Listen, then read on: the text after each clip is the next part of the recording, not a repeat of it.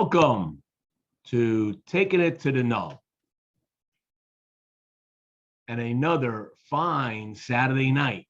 Tonight, I have a very special guest on, the owner of, yes, it's a real thing, Drunk Chicken Cigars, Desiree Sylver. Let me bring Desiree in, and we're going to get this show rolling, and we're going to learn a lot about this company. And when I'm done, you're going to really understand and want to probably grab some of these Drunk Chicken cigars. Oh, Desiree, how are you? Fine, thank you. How about yourself? Good. Happy Saturday. Yes. How was your Saturday? My Saturday is what my normal Saturday is. It starts with basically waking up in the morning and hitting the Stogie Press button real hard because I got to do newsletters. I have to do a pre-show. I got to do prep show.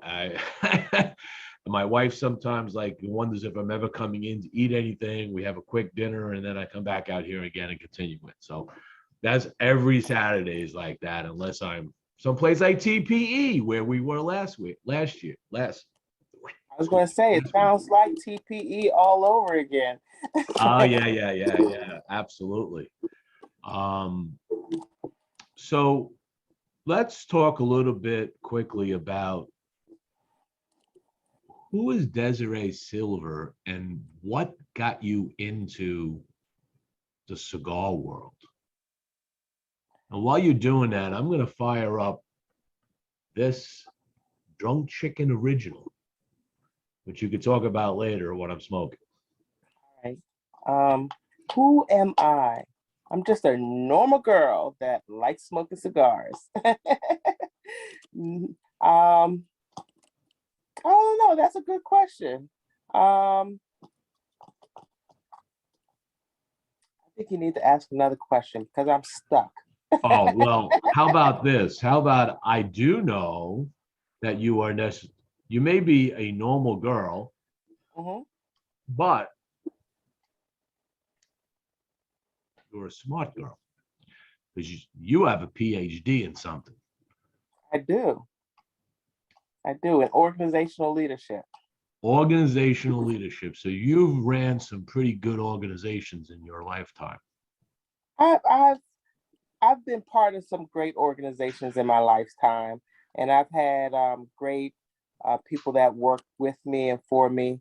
So I love all aspects of business. My degrees are all in business, marketing, financial management, organizational leadership, and I've done contracting for over 30 years. So I'm one of those people that like the diversity of business and try to just learn as much as possible about business. I've tried many times to start my own business and have not been successful. And Drunk Chicken Cigars was never supposed to be a business to start with. So maybe it was I didn't have the passion and love like I do for Drunk Chicken Cigars while they weren't successful. You're also a college professor, I understand. I used to be a college professor. That is right. I'm no longer a college professor. I was an adjunct at a few colleges. I've taught finance classes, all business classes, contracting classes. I've written curriculum for training institutes. I've trained at several different training institutes besides colleges. So I actually enjoy teaching. That was my retirement plan. I was I was becoming a professor, getting my PhD, so that when I retired, I could work part-time as a professor and teach the next generation. Kind of what I want to do. You'll have to explain to me how I get into that world, because I have like a master's degree in engineering and I've got beaucoup amount of years in the field, and I just want to give it all back, you know what I mean? In the end, I think that's a great feeling to be able to get up there and and teach and help people grow to where, where you came from? Yeah, I really enjoyed teaching. It was I used to leave my 8-hour job and run to the university to go teach and stay there and teach 2 or 3 classes that night and feel so energetic. But when I got back to work the next day, I was dragging all through work. But as soon as it was time to go be professor, I was running and had so much energy. So I knew I really enjoyed it. Now, along that run somewhere, you discovered cigars. So how long have you been smoking cigars? I started in my early 20s smoking. I was married really young at 19. And my ex and I, he was in the military. We traveled a lot. He picked up smoking cigars and brought it home to me. And so we did it as a pastime, smoke cigars. It was like our date night thing. So we did it I smoked for about 20 years, but I really wasn't up until about the last, I guess, 6 or 7 years ago. Time flies. Yeah, about 6 or 7 years ago, I didn't really get interested in the tobacco aspect of smoking. It was before that, it was smoking as a pastime, smoking as leisure. Didn't really care about what cigar I was smoking, whatever he handed me, I smoked. I started off smoking 6x60s because that's what he smoked. But when I got divorced, and I was home alone, kids had, go with their dad. And I was like, well, what do I do? So I said, well, I used to go to cigar lounges. So I decided to go by myself to the cigar lounge. And when I went to the humidor, and that was really the first time I went into the humidor, every other time he would go in there, grab a cigar, give it to me, and I would smoke it. But when I went in there, I saw so many cigars. I really didn't realize how many different cigars, how many different sizes there were. And the humidor manager was just wonderful, walk me through all the different sizes, the different flavor profile, explain to me wrapper, binder, filler, and I didn't know any of those things at the time.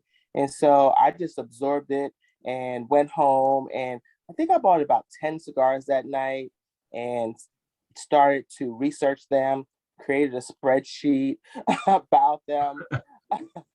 And just 200 plus cigars later, my spreadsheet kept going with notes and stars on what I liked and didn't like. And it became, I kind of knew what tobacco I liked at that point. What tobacco wasn't really my thing. So I grew a fondness for cigars. Now, as you were enjoying this, in you mentioned earlier that this was Drunk Chicken was never really supposed to be a business, but somehow this concept came to you. And I guess everybody has been asking me that since I posted the announcement.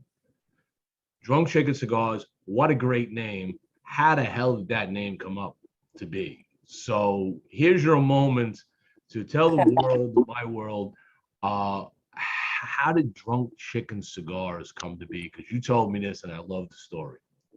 Okay, so I have a small chicken farm in my backyard. I have anywhere from 20 to 30 chickens at a time, and they're pets. I just grew up around chickens. My mom is from Jamaica, and during the summertime, she used to ship me out to Jamaica. I used to run around on the farms out there all the time. So it's something that I picked up and I love. And my friends would come over, and I'm 10 miles from DC. They don't know anything about chickens. So they would see the chickens running around and do what chickens do.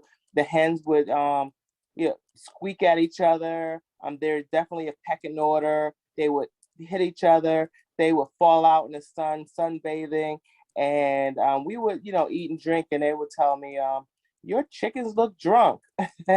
uh, and all the time we're drunk. And they told me, you should call this place the Drunk Chicken.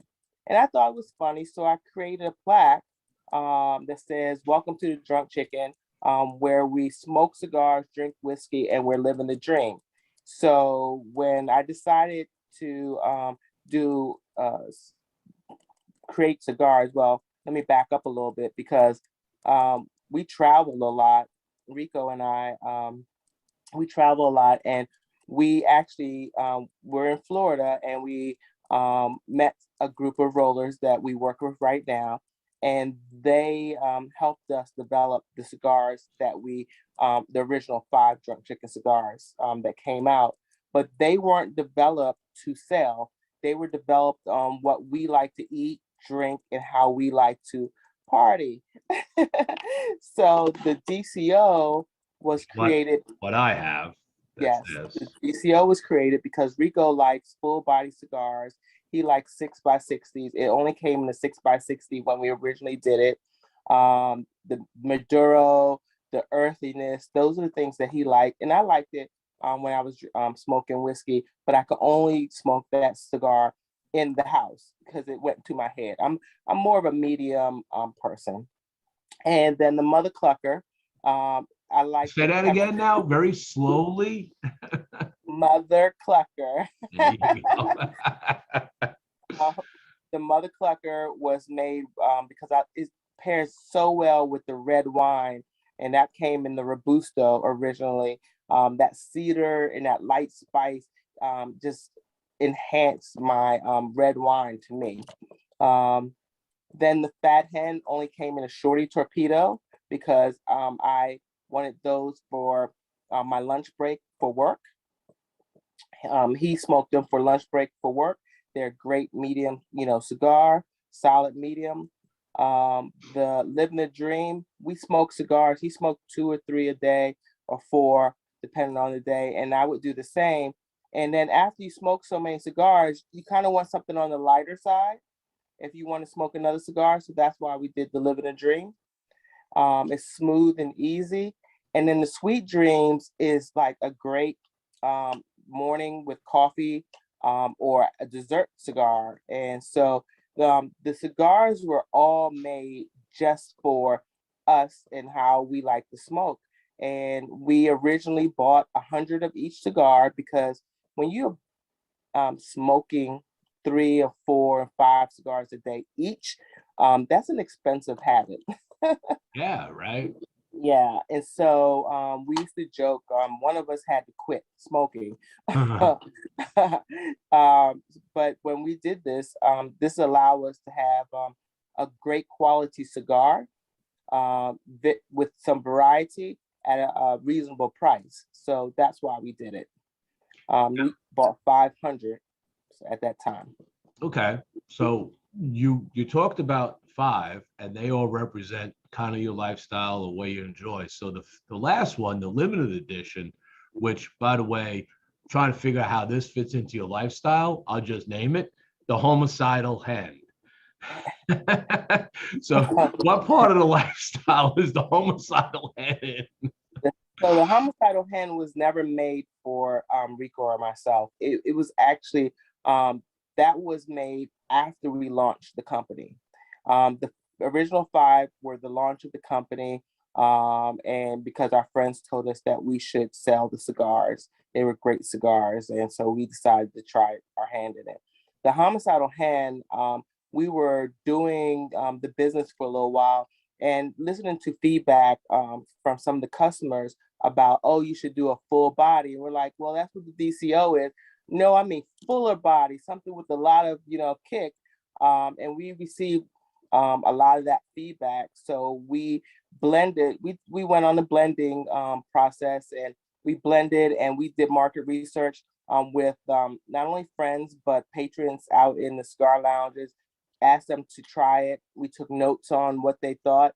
And this particular blend was just like outstanding, the Homicidal Hen. So we decided to launch that. But unfortunately, when we launched it, because it was supposed to be a full run cigar, just in regular run, but when we launched it, the broadleaf kind of disappeared on us, and we couldn't find it. So we decided, okay, it's going to come back eventually, so we'll make it a limited edition cigar. And so that's why it became a limited edition cigar instead of a full run. And Okay. so now we promised to make at least 200 boxes a year. This year we're able to make 250 boxes. We sold out of the homicidal hen, and so they won't come back until next August. You're Oh, well, I mean this August. I'm sorry. this August. So Yeah, this homicidal August. hens available this August. Yeah, they'll be available this You August. need to do something with the rooster also, so the rooster and the hen can have fights. Oh, the rooster that how the mother clucker came about was I used to have a rooster called a midnight. I name all my chickens. And so the rooster, that was the first rooster I had. And I had them in a pretty small what do you call it, coop, chicken coop at the time. And it was like my first like 5 or 6, and he was one of them. And I didn't know at the time, but there were coyotes and hawks and foxes all like attacking the chicken coop when I wasn't around. So he became ultra aggressive. So it became very hard to feed Midnight and the other chicken. So every time I used to come out there with chicken feed, he used to attack me. And so the first time it happened, I was out there with my kids, and he's coming at me and coming off the ground with, he had these long spurs, talons, and he come off the ground to try to hit me with the talons. And my kids are there, and I had this plastic bin in my hand, and I'm fighting the rooster, trying to make sure that he didn't get past me to the kids. And my daughter's over there cheering me on. Get him, mommy, get him, get him. And I'm afterwards, after everything calmed down, I was like, why are you cheering me on to kill the rooster? She said, he's outside my window, cock-a-doodle doing all the time. I'm sick of him. So yeah, so I every single time I tried to feed that rooster or actually the chickens, he would attack me, and I would end up like fighting. If anybody would have videotaped it, I would have been instant famous on Instagram if they'd taped those fights being a chicken. And I used to say, that's Mother Clucker, this Mother Clucker, stop Mother Clucker. I said it so much because I wasn't trying to cuss in front of the kids. And so I came in one day and they said, did that Mother Clucker attack you today? I was like, what? So I realized I said it too much. So that's why I had to use it as one of the names in honor of Midnight. There you go. Kelvin Brown asks, how can we get this line of cigars online or B&Ms? So let me start with B&M, brick and mortars. You can look at drunkchickencigars.com/locations. You can type in your zip code, and most of the locations that sell Drunk Chicken Cigars are there. So it's drunkchickencigars.com/locations. And there, I have not updated it since last month. So there's about 10 more that need to go on there across the US, but it's pretty up to date. But online, you can buy 5-packs and boxes and sample packs at drunkchickencigars.com. So for everybody, this is what Desiree is talking about. So if you put in locations here, which is interesting, you don't have the locations on the menu pick, it looks like. Yeah, it's on the menu somewhere. Yeah, I didn't see it. Is it frequently asked questions? No. All right, well, I have to check it out. We want to check that. Yeah. Anyway, Now, you put locations in here, and I did look at this, and you are in a lot of shops from California to Florida, the Midwest to the Northeast, all done in a matter of what, 2.5 years, 3 years you've had the company? Since October 2019. Our first sale wasn't until January 2020. So basically 2 years you've been running. You've covered a really good chunk of the United States in that 2-year campaign. I applaud you. That's not easy to do for any new business. You did you have any challenges as a woman-owned cigar business in doing that? Did you get any looks, any thoughts, or what do you know about this, or was it very accommodative? Um, so before I answer that question, we're also in the UK. So Oh, um, in the UK also. we're also in the UK. Yes, we have a distributor, Rebellion Cigars, is the distributor for the UK. So if you're in the UK, check out Rebellion Cigars.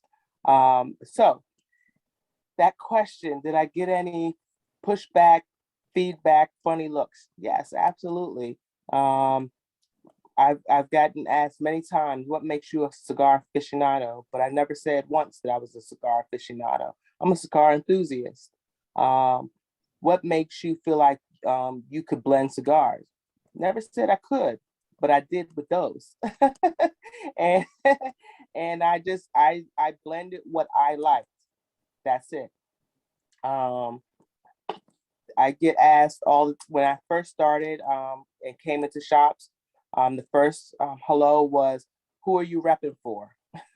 So when I tried to explain, there were many doors no, but I also felt like every no meant there was a yes right around the corner. So I just kept at it, just picking up the phone, having conversations, and there was a lot of people that were helpful, and I listened and took advice. There's a couple lounges that gave great feedback, and if it wasn't for them, I wouldn't be where I am right now. Oh, sorry about that. And that's a testament to the industry as a whole, because we do help each other move along in this, whatever lane you're in. It's always good to have people in the industry. You've connected with all of these are made in the same factory here in Florida. Yes. Okay, so you connected with a really good factory that has so their source of leaves, are they sourcing their leaves from Central America? Do they source it from within Florida from a wholesaler? Do you So know? when we originally started, they sourced all the leaves from Oliva Okay. tobacco. Now there was times that we had to do Aganorsa, but now I kind of a lot more involved, and I've made connections with some direct suppliers, like our Mexican San Andreas now comes from Mexico. It's not so, and we are looking for other sources of other tobaccos to see if we can cut out the middle person. So is that based on cost or also based on quality of leaf? A little bit of both. Okay, so you feedback or something you've gotten early on, might have said something saying, hey, we got to get a better leaf. No, well, I feel like we have great quality leaves. So we are looking outside for cost to reduce cost. But we're also making sure I'm just not going, just because it's coming from Mexico doesn't mean that we're going to buy it. It has to be just as good or better quality leaves. And yes, we have found better quality leaves as we start to try to source from the individual countries. Okay. But we also trying to make sure that we keep the blend steady and consistent too.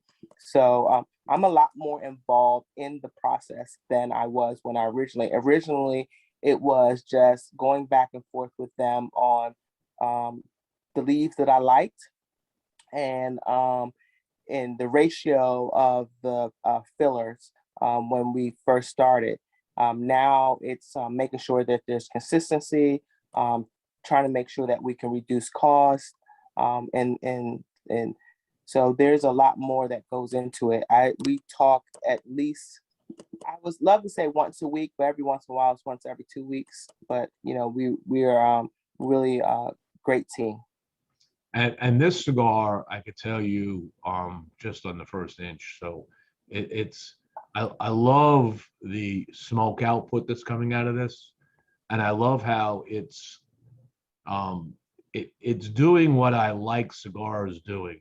So there's There's a little jag and burn right there, but Mm-hmm. it is finding its way. If I just hold this cigar right here, you could see where it's starting to burn up and around, that it's not a cigar that just sits there and doesn't put the smoke out, because it's trying to get its way. And I like that. That means to me, I always like that in cigars. It tells me a very nice quality roll, right? And bunching. Just look at that. I don't know if people could see that, how that smoke's coming off of there, but I can see it. I say the smoke dances on that cigar. It does. It dances up and down the barrel, right? It's It does. good, Yes. good description. Let me take a fast break. I'm going to shout out the sponsors for the show today, and then when we come back, we'll dive a little more into your experience in blending, some of the things you've learned by working with a factory, and I'm sure with some master blenders at the factory. So today's show is proudly brought to you by the Cigar Clowns. The Cigar Clowns are a group of brothers of the Leaf up in Brooklyn, New York, Staten Island, New York, Queens, New York, who invite you to come along on a journey to find the perfect cigar. If you're lucky enough to get your hands on one of their limited releases, you know what's up. If you haven't had one, stay tuned to their Facebook page, and when a run drops, they go quickly. They like to have good conversation, great people, and smoking cigars. Check out Cigar Clowns. They like to welcome all brothers and sisters of the Leaf who share the same love as they do for cigars. And you can always look at some of the reviews I've done on Cigar Clowns drops. They really are special cigars. The next sponsor. Oh, come on, click.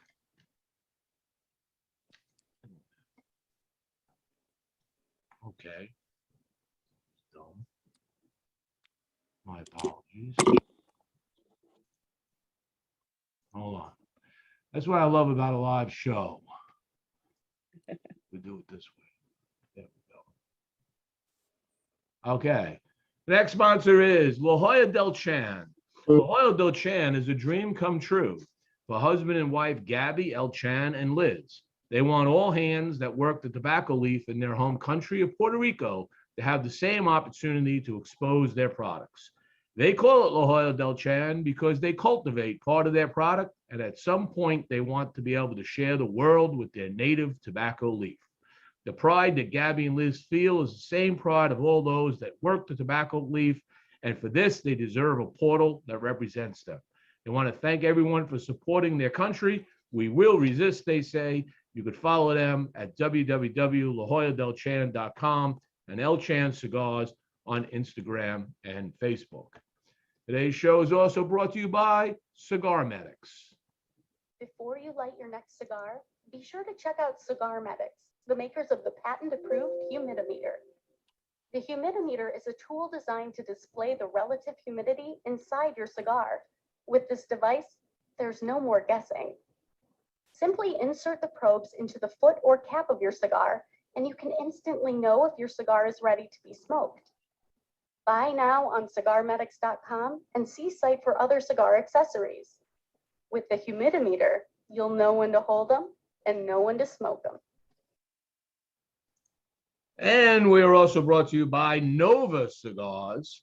Platinum Nova Cigars is a premium-owned and operated cigar, a family-owned and operated premium cigar company. Only the highest vintage tobacco and the most skilled hand workmanship go into the making of each Platinum Nova cigar, resulting in a timeless blend of art and craftsmanship.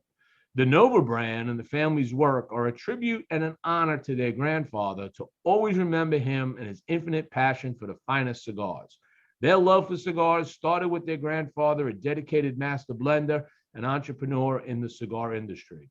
So the next time you're looking for that exquisite cigar experience, pick up a Platinum Nova. You can check them out at www.novacigar.com and on Facebook, Instagram, and Twitter. And finally, today's show is brought to you by Rodriguez Cigars. Rodriguez Cigars is the oldest cigar factory in the island of Key West. Started in 1947, the Rodriguez family began the masterful art of cultivating tobacco on their private plantation in the town of Cigar in Cuba. They moved in 1972 to the United States, and in 1984 founded the Rodriguez Cigar Factory. And now, after the third generation, owner Danny DeFabio, the grandson of the original founder, now runs the shop, has expanded the shop, and includes cigar tours of how to make, how to roll, and you could actually roll your own cigar at that shop as part of that tour. The best part of Rodriguez Cigars is it's the only place I say to go get a cigar in Key West. They've been making cigars premiumly since 1980s, and they are spectacular. So check them out next time you're in Key West, or just go to RodriguezCigarsKeyWest.com and you can order them online. I'd like to thank my sponsors for that. For without them, this show is a little harder to do. Let's get back to Desiree. All right. Wow. So That when was a commercial break. I always give my my guests a break, only because they need a break sometimes. Gather their thoughts too. So you connect with a factory, and you kind of know what leaves you like, and I can appreciate that, having done a similar thing myself once. But you work with some master blenders. So talk about what you learned about leaf, about blending, about construction by blending in that process. Well, I learned a lot because I've never done it before. And then it was just at first it was just real fascinating to see them roll. And then I got to smoke puros of the cigars that I said I wanted, and the leaves that I said I wanted. And he would ask me questions about what flavors and notes I was getting out of it. And then we combined some of the leaves together to see what flavors and notes I was getting once they were combined. So it was a fun process learning when we took the leaves and we were talking about kind of enhancing it, the sweet tip, the Mexican San Andreas, when we smoked that, came out almost tasting like raisins, smoking raisins. And then when we did the Connecticut, it became cocoa and vanilla. So each leaf picked up different flavor notes when we enhanced it. And so it was just a fun process learning. I look forward to when I get to blend other cigars, because I want to do a Sumatra, and I didn't get to, blend with the Sumatra. I didn't get to blend with the Corojo yet. I didn't get to blend with so many other leaves. And I haven't, I stopped trying to blend right now because I wanted to focus on what we have and not, and getting a solid foundation for the organization before we started introducing a lot more other cigars. It's already 13 different faces. Mm-hmm. And so it's 6 different blends. Each blend comes up with 2 to 3 different sizes. So it's a lot to keep up with right now, with DCO coming in the 6x60, the Robusto and the Lancero, the Mother Clucker coming in a Gordo, a box press, a Robusto and a Robusto, and so on. So, and what the stores like and the different customers want. And so once we get a good solid foundation, and I'm hoping in another year, then we should be able to introduce new cigars. I want to make sure that the quality stays consistent. I don't want to overexert the rollers by adding more to the plate. And so I would like to make sure that we grow at a good pace. Well, you've been growing, that's for sure, based on your map. I was at TPE with you. I was in that area. You were in a kind of a pavilion area that had a number of other brands, and you were pretty jammed. I had a brief conversation with you. You had a lot of customers talking, looking, interested, curious. How did TPE turn out for you? It was a good show. We were, like you said, we were in the pavilion. We were with Sutliff Tobacco. That is our distributor. So we partner with them. They have a license for all 50 states. They understand the distribution process. They have the infrastructure in place where I did not have it. And so I felt it came a point where I was trying to do sales, trying to train new ambassadors, trying to make sure shipping, wholesale and retail, got out on time. And I am big on customer service, and I started to slip up and forget, and it became unacceptable to me. So I sought out different distributors, and Sutliff made me feel like family. It just feels like the right fit for the relaxed environment, the family environment, very genuine people. I couldn't ask for a better fit. So it just made the right decision to go with them. Now you get out on the road a lot now. Are you going to shops, doing events? I kind of slowed down on that a little bit. However, Sutliff, that transition just happened November. So I was learning the process with them, and the transition of the cigars, and what how, just making sure how the ambassadors are paid, and things of that nature. Now that I'm a little bit more familiar with everything, I feel like all the processes are a lot more stable. I am going to get back out there and go to shops, and visit shops again. That's one of the things that I love to do. Everybody was super duper friendly, and made you feel like you were hanging out with family. So, and then COVID slowed that down a little bit I was too. going to ask you that. Go ahead. Tell me a little about COVID. How it Yeah. Well, there was a point where it was like, COVID what? And we were in New Jersey and New York and Pennsylvania, no mask, having a ball, and somehow I was spared COVID, I think. Now I was sick a couple times, and I probably did have COVID, but not sick enough to go to the hospital or anything like that. But yeah, we traveled to Florida, Tennessee, Texas. We were in the middle of COVID.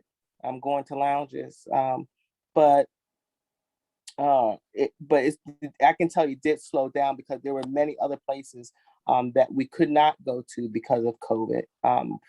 This area here in the DC area, when it shut down, and you couldn't do anything. Oh well, we just go to Florida or Georgia. They were still open, or Texas.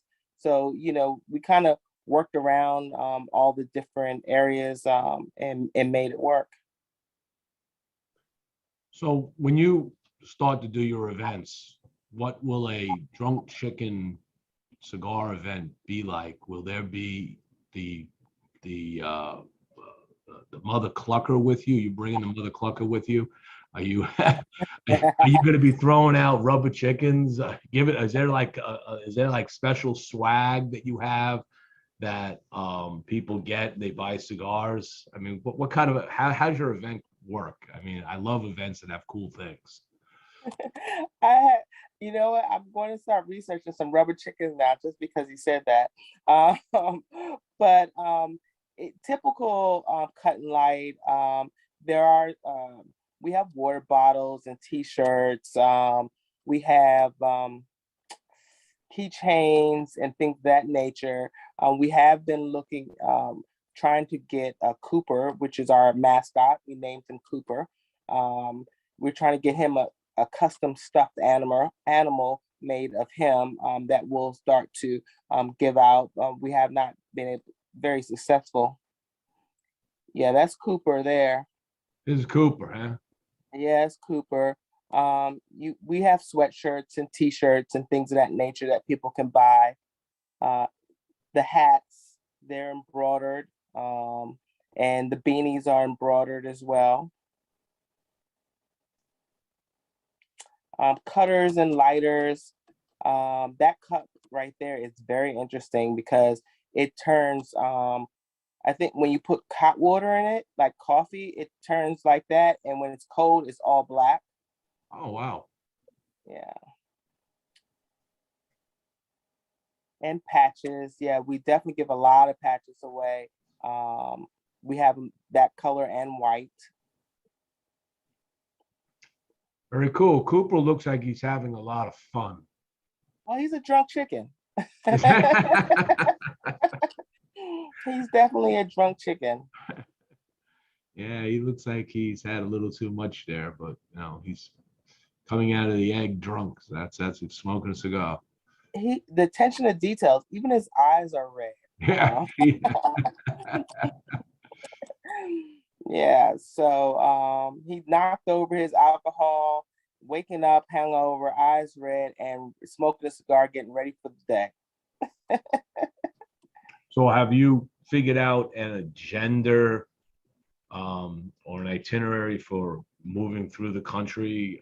You have a zone, a region that you want to hit first? I'm going to be in Florida this month around Valentine's Day. I'll be in like the Virginia area in March. I think April. It's April or May. I'm gonna be in Tennessee. I don't remember which one. Good market. I'll be in Texas. May. One of them's Texas, one of them's Tennessee. And then back to Vegas in July. And then California right after. And then I'll be back here because I have probably back in Florida because I have some big moves that I'm trying to make this year too. Now, where in Florida do you plan on doing? And your first trip down here, where in Florida are you looking to head up? I mean, a big state, right? Yeah, well, I mean, I'm actually looking to move to Florida. So when I fell in love with the West Coast, Naples, Sarasota. Yes, I love that area. And so I've been looking at houses. In about a year and a half, I'm definitely going to be down in that area, living there. And I'll be hopefully within 2 hours away from the manufacturer, being down at 2.5 hours away. So that's an easy drive coming from DC. Everything's an hour and a half. So what's an extra hour? Sure. Yeah. Have you planned to do it like the Atlanta market or North Carolina market? Like they have North Carolina's got the Queen City Festival and the other Charlotte Festival going on. Either myself or one of the ambassadors will be hitting many of the cigar weeks and cigar festivals. Definitely doing Philly Cigar Week. Definitely doing Queen City, Garcello, and we have kind of tagged which ones each one's doing, so that we can be as many as possible. Possible will be a DC Cigar Week, DC Smoke Week. There's a couple here. And hopefully I wanted to get to New York last year to their cigar week. I was unable to. So hopefully I'll be able to do that this year. They were one of the first markets that really embraced my cigar. So I want to be able to show them love as much as possible. In the New York market.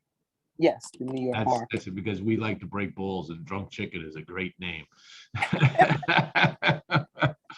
It's unique in itself. It's not a family name. It's not this. It's just like, God, you gravitate to that name. Thank you. Kudos on the name for sure.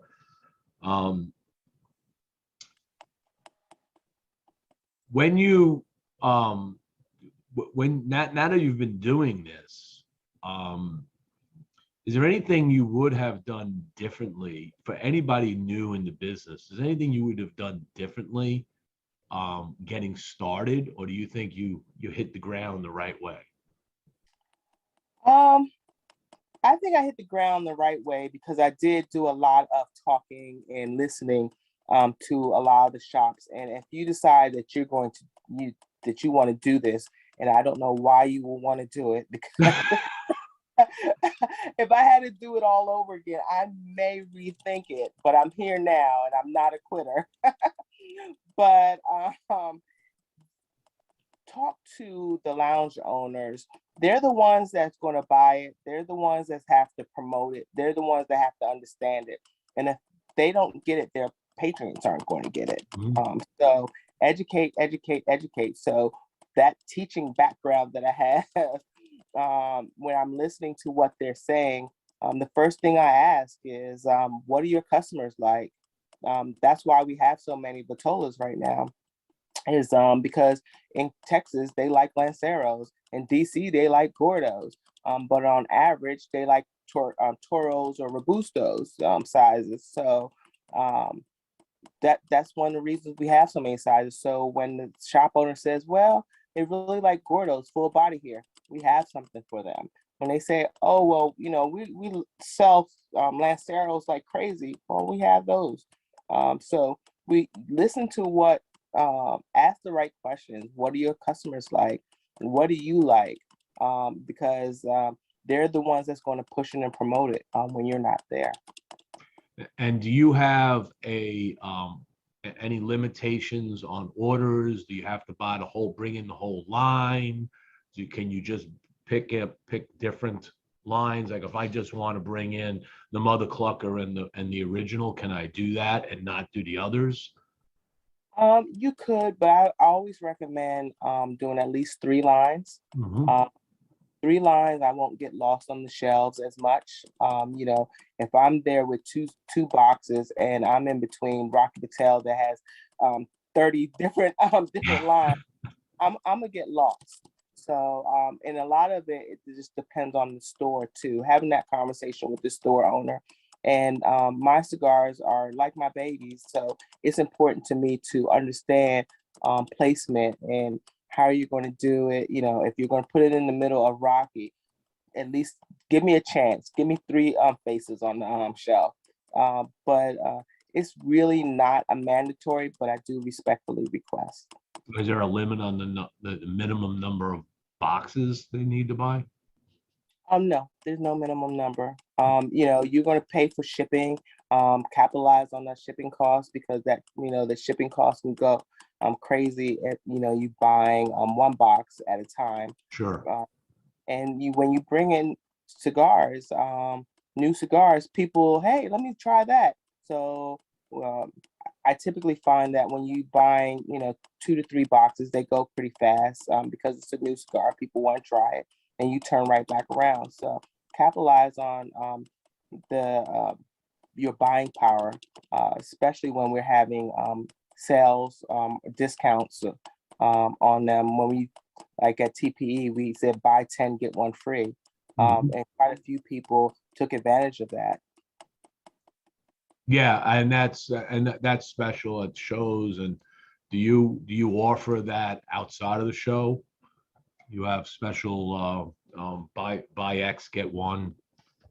Every once in a while, and when I do, I have the email address for all of my lounges, and I send out a newsletter once every 3 months, and it's basically 4 times a year. Once every 3 months, I'll send one out, a newsletter, and I'll make an offer for that month. So special for that month, and a lot of people do take advantage of that. Okay. I'm going to take another quick break, go through what's new in news and reviews on Stogie Press, and when we come back, I'm going to do a little lightning round with you. We're going to learn some nuances of Desiree. All right. Good luck. I'm usually pretty good at these, so we'll see how you do. it's been 2 weeks, and I've obviously was at TPEO last week, so there wasn't a lot of content that came out last week, but a lot of stuff came out this week. I'll just start with reviews. I did 3 reviews this week. The first one is the Hiram Solomon Cabal Toro. This one came in at an 89. The Cabal Toro is a Dominican, comes from the Dominican Republic through the PDR Cigar Factory. It's a Corolla 99, that should say 99, I'm sorry. Indonesian Sumatra, and a Corolla Ligero, and a Corolla Seiko as a filler. $10 cigars come in a box count of 20.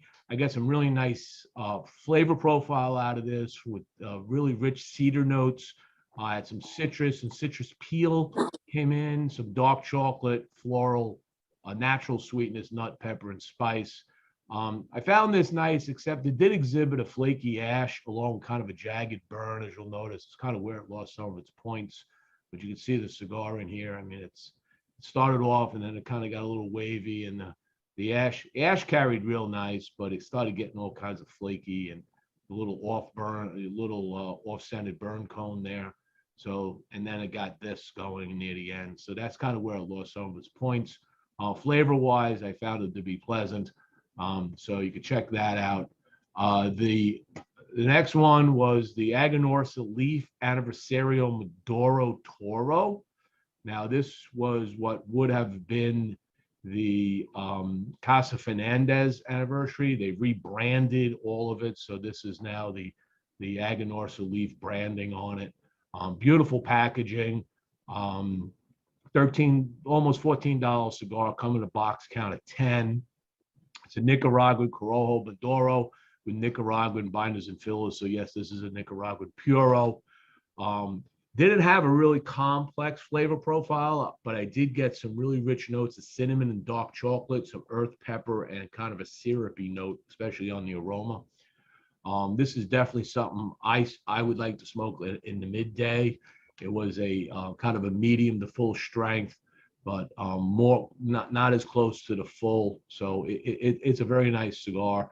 Definitely worth picking up a $5 of for this. They come in 3 different sizes. So the 109 cap, which is the original one, was 13, the short Churchill, and the Toro. So you can see the construction here. It's got kind of a semi-closed foot there. Had a really decent burn coming through. Kind of a flat burn cone. Ash picked right back up down to the nub. So very nice cigar. You can check that one out also. And then last one I did was the Sinestro Cigar Company, the Honchos. Now this is an interesting cigar because it's not something that Sinestro actually did in their production line. This got picked up by Privada Cigar Club. So the guys got together and they were smoking and they said, we want this. And they had like a big negotiation as to whether they would let it go out into the market. This is usually something that the guys that founded Sinestro Cigars, they just smoke. It's like their family cigar. But they let the Privada Cigar Club run with it. So you can get these on the Privada Cigar Club. There's a $13 cigar. There's no real box count, so you can order them 1, 2, 5, 10, whatever you want. It's a wrapper, has a broadleaf wrapper with a Dominican Piloto Cubano and a Nicaraguan and Dominican filler. Nice flavor profile: coffee, cream, dark chocolate, fruit, natural sweetness, oak, roasted nut, and savory spice. Now, what's interesting about this cigar is I'm going to come down here into the notes. So you could see it got gets a little off burn, gets a little weirdness here. And this burn here was a problem. Continued with a little bit more of an off burn. I think I needed to do a slight touch up on it. But the most amazing part of this cigar for me was somewhere around just before the midway point, I got what I described as a fizzy chocolate note. And the only way I could describe that with the early cream and chocolate that's in this is like a New York egg cream. And if you don't know what a New York egg cream is, look it up and go make yourself one. You'll understand what I'm talking about. Those that know. All right. It completely woke up the palate and brought back all these memories of me in a soda shop back when I was a kid. It was just this really rich, beautiful, sweet and chocolate and fizzy note to it. So that one there, and then it ends up with kind of a hints of oak and spice as it goes down to the finish. But it did have multiple off burns, had a flat burn cone, off-centered cone, had jagged burns, had a lot of issues with the burn on this one, unfortunately. From news, I'm not going to go into all the details of the news. I'll just quick go through them. Mombacho Cigars now announced that Jared Michele Ingrasano is now the new president of Mombacho Cigars. General Cigars had come out with a flurry of news releases this week. Boulevard, they came out with a Boulevard Cafreda. This is a lost and found that is being released by Scandinavian Tobacco Group. This is being done in collaboration with Robert Caldwell in his lost and found collection. So you can check out that when it's hitting the market right now.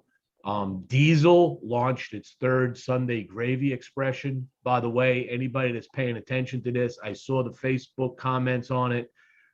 Gravy, sauce, whatever you want to call it. Some people said, no, they're talking about brown gravy. And the answer to that is absolutely no. They are talking about the tomato gravy. And the hint to that is when you look at the packaging, it says, where is it? It's on here somewhere. I gotta find it. Maybe it's on another picture. It talks about the type of tomatoes that you would have in crushed tomato can, crushed tomatoes in a can. So this is definitely a reference to the Sunday Italian gravy, or people call it still sauce. There is also Punch is kicking off the year of the Tiger with their Fu Manchu. Fu Manchu comes in a nice packaging here, comes in a nice little can of 20 cigars. So that's really nice. It's being made at Hotzer in Donley, Honduras. And Postani Cigars are now shipping the SBC 20. They use in here, this is kind of a short article. This is going to be a Corona Gorda in one size, and they are they're using Skip Martin's factory as they usually do to make these. So you can check that out. They should be available, especially if you're in the Cigar Hustler shop in Florida. Macanudo came out with the Inspirado Green Gigante. This is a 6x60 of the Macanudo Green. And CAO released a Firewalker version of the Arcana. So look for that hitting the shelves. And then this right here was announced just before TPE that Hiram & Solomon was showcasing 3 new lines. The Cabal, which I just reviewed, they have the Revival, and they have the Sublime Prince. So they've just announced those. Tarazona Cigars was debuting the Project Fat Man, which is a 6x60. And they also had another one called, that should be, maybe it's in here. It's not in here. Oh, and the Corned Beef Cabbage. They also released. They released that as a limited edition just in time for St. Patrick's Day. And then Alec Bradley announced the Fine and Rare BC13. And Casa Cuevas announced the limited edition Flacco. So which are all talked about and shown at TPE. So that's the news and reviews. Lastly, we did do a cigar lounge review. Part of my trip out to Vegas this past week was to visit a number of different cigar lounges before TPE. So this is the first one that's coming out. We've got a bunch more. This one was on the Cigar Box. You can check this place out. It's a very nice lounge.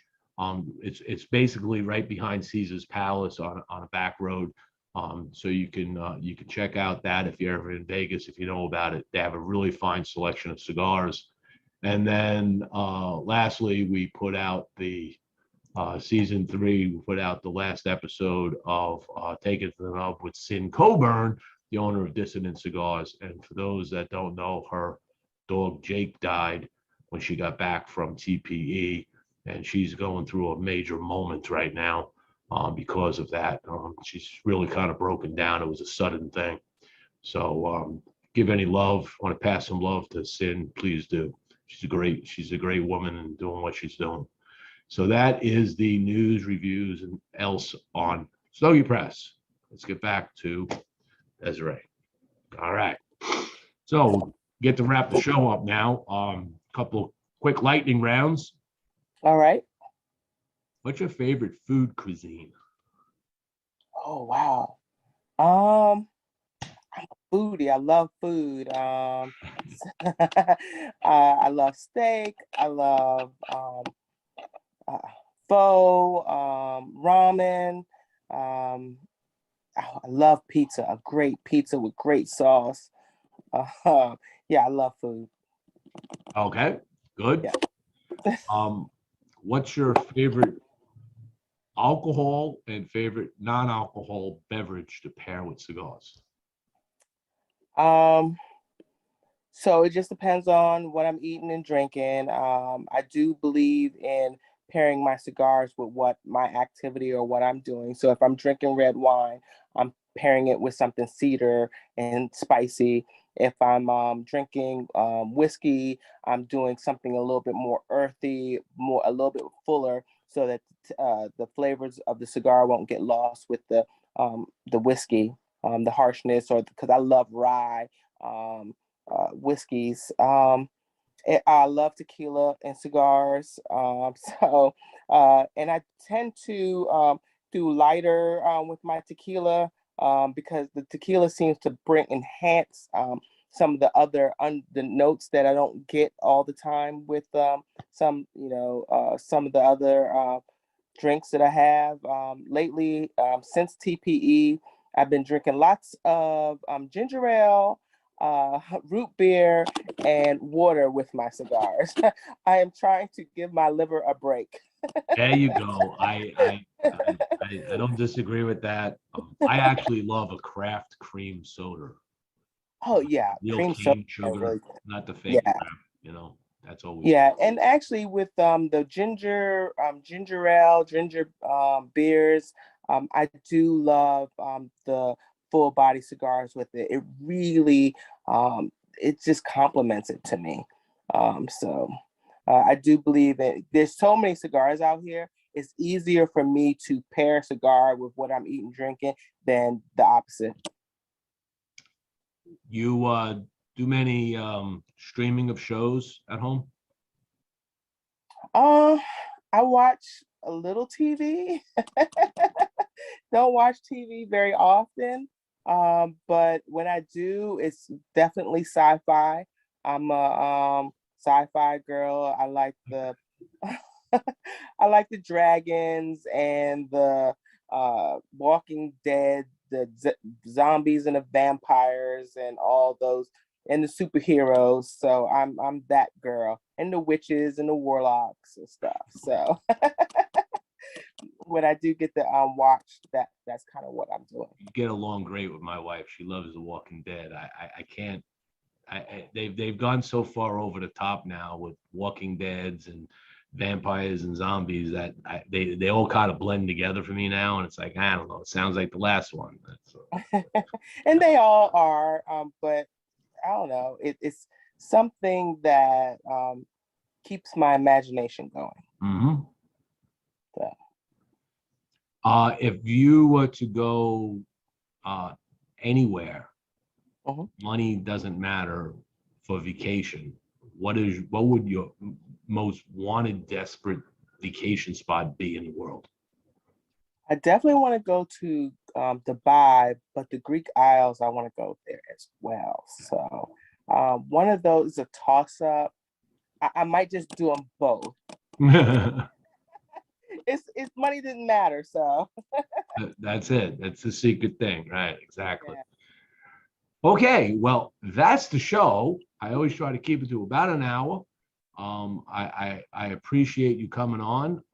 We did have some. You can go back and look at some of these comments that we maybe didn't get to. check it out on the feed. Remember, people, love, like, share this video.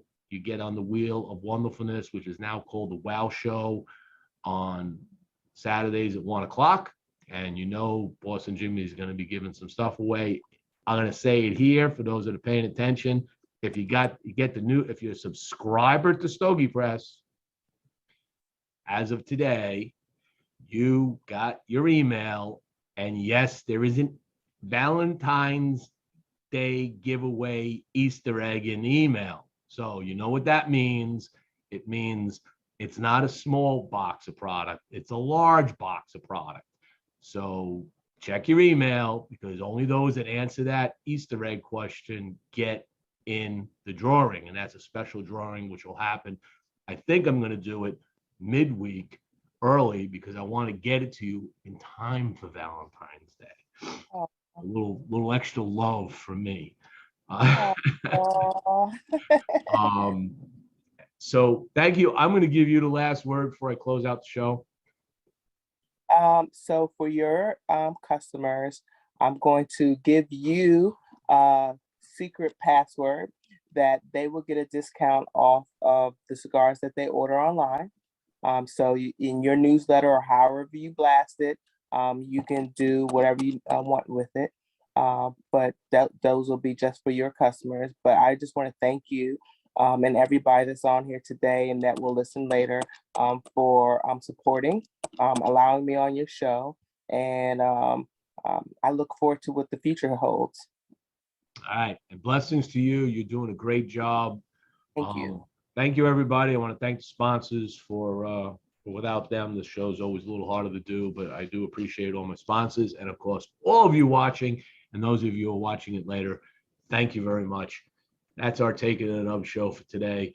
This is Boston Jimmie out, Stogie Press. Peace. You all have a great, great Saturday.